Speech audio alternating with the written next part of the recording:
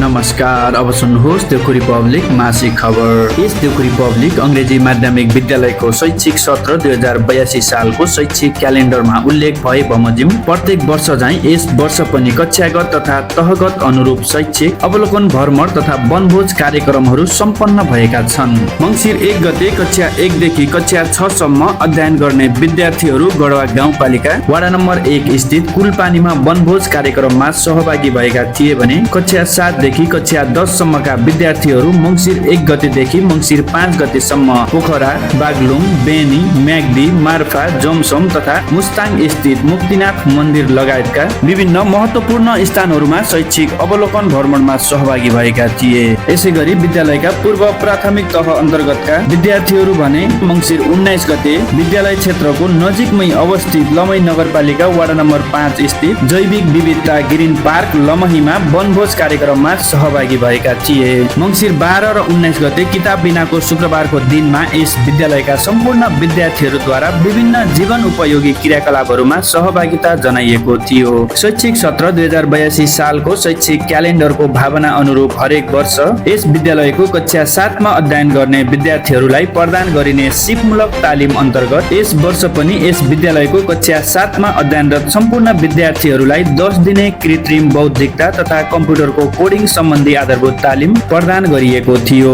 विद्यालयका परीक्षा विभाग प्रमुख श्री रामअवतार चौधरी ज्यूको अध्यक्षतामा मङ्सिर 14 गतेदेखि प्रारम्भ भएको उक्त तालिमको उद्घाटन विद्यालयका प्रबन्धक तथा प्रधानाध्यापक श्री भूमाण्डव केसी ज्यूले पानसमा बत्ती बालेर गर्नुभएको थियो। 10 दिनसम्म सञ्चालन भएको उक्त तालिममा सहभागी सम्पूर्ण विद्यार्थीहरूको मङ्सिर 24 गते 100 पूर्णाङ्कको परीक्षा सम्पन्न गरिएको थियो। मङ्सिर 25 गते तालिममा सक्रियतापूर्वक सहभागिता जनाउनु भएका सम्पूर्ण विद्यार्थीहरूलाई सहभागिताको प्रमाणपत्र प्रदान गर्दै तालिमको विधिवत तवरले सम्पन्न गरिएको थियो। समयको माग अनुरूप प्रदान गरिएको उक्त तालिम मार्फत प्राप्त गरिएका ज्ञान तथा सिपले विद्यार्थीहरूका सिकाइ क्रियाकलापहरूलाई थप प्रभावकारी एवं उपलब्धिमूलक बनाउने बेहोरा विद्यालयका प्रबन्धक तथा प्रधानाध्यापक आदरणीय व्यक्तित्व श्री भूमाण्डव केसीज्यूले बताउनु भएको थियो भने श्री टीकाराम आचार्यज्यूले उक्त तालिमको प्रशिक्षकका रूपमा भूमिका निर्वाह गर्नुभएको थियो। मङ्सिर 24 गते यस विद्यालयमा तेक्वान्डो ग्रेडिङ कार्यक्रम सम्पन्न भएको थियो।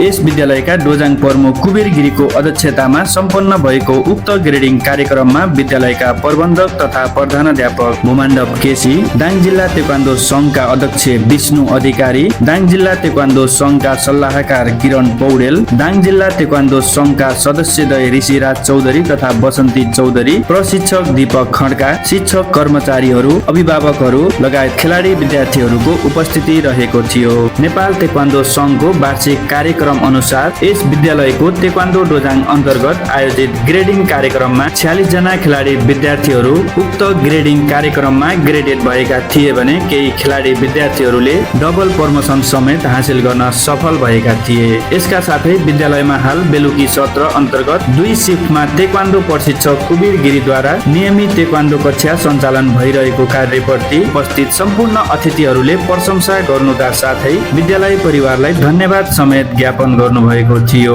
उक्त ग्रेडिङ कार्यक्रमको सहजीकरण विद्यालयको अतिरिक्त क्रियाकलाप समितिका सदस्य तथा मावि शिक्षिका तुलसी खत्रीले गर्नुभएको थियो। 2082 सालको शैक्षिक क्यालेन्डरको स्पिरिट अनुरूप मङ्सिर 29 गते यस देउखुरी पब्लिक अंग्रेजी माध्यमिक विद्यालयमा नियमित रूपमा हुने गरेको सिधा कुरा प्रिन्सिपलसँग भन्ने अन्तर्क्रिया कार्यक्रम अभिभावकहरूको विशेष उपस्थितिमा विधिवत तवरले सम्पन्न भएको थियो। उक्त अन्तर्क्रिया कार्यक्रममा स्कुलका प्रिन्सिपल आदरणीय व्यक्तित्व श्री भूमाण्डव केसीज्यूले अभिभावकहरूको जिज्ञासालाई सम्बोधन गर्दै यस देउखुरी पब्लिक अंग्रेजी माध्यमिक विद्यालय परिणाममुखी उत्कृष्ट गतिविधिका साथ अगाडि बढिरहेको तथा दाङ जिल्ला भित्र यस विद्यालयको व्यापक रूपमा माग बढ्दै गएको बेहोरा जानकारी गराउनु भएको थियो। हस्त अर्को महिनाको अन्तिम दिन पुनः आउने गरी अहिलेलाई देउखुरी पब्लिक मासिक खबर यति नै। धन्यवाद।